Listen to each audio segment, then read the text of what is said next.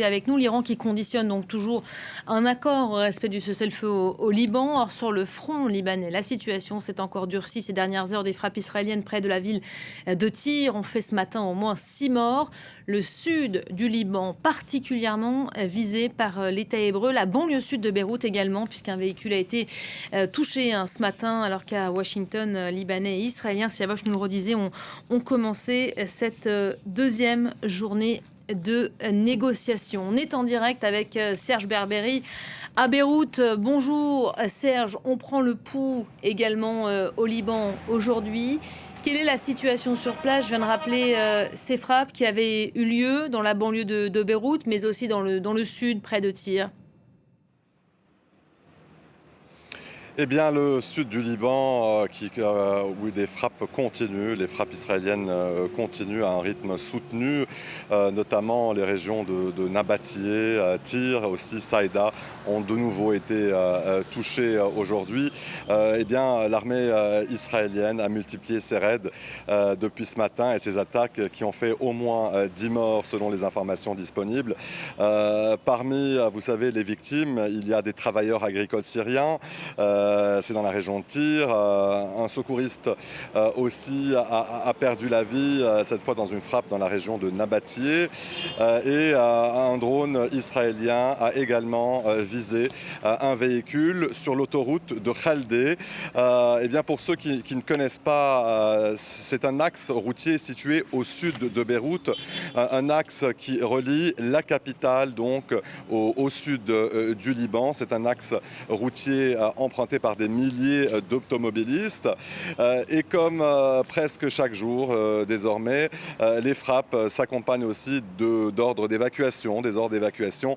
L'armée israélienne qui a demandé encore une fois aujourd'hui aux habitants de plusieurs localités, notamment dans les régions de Saïda et Nabatiyeh, donc à quitter leur maison, leur domicile et se diriger vers le nord, donc du côté du fleuve Zahrani, donc aux portes de Saïda.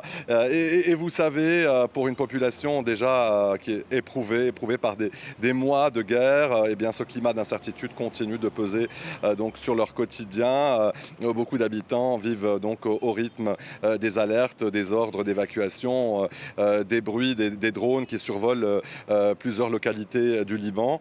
Et pendant ce temps, le Hezbollah aussi continue ses frappes, ses opérations. Il a revendiqué ces dernières heures plusieurs attaques contre des forces israéliennes présentes dans le sud du Liban, des attaques qui ont visé notamment des troupes et des positions militaires dans la zone tampon.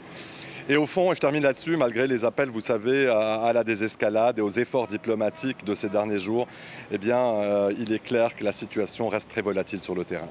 Voilà, alors que vous parlez, je ne sais pas si cela vient s'ajouter à ce que l'on disait à l'instant ou pas, mais en tout cas, le ministère libanais fait état de deux nouveaux morts, deux secouristes tués dans une frappe israélienne contre une ambulance, semble-t-il, dans le sud du pays. En un mot, Serge, on vient de l'évoquer juste avant, ces négociations en cours à Washington pour la deuxième journée, elles démarrent. Qu'est-ce qu'en attendent les Libanais, s'ils en attendent quelque chose aujourd'hui ?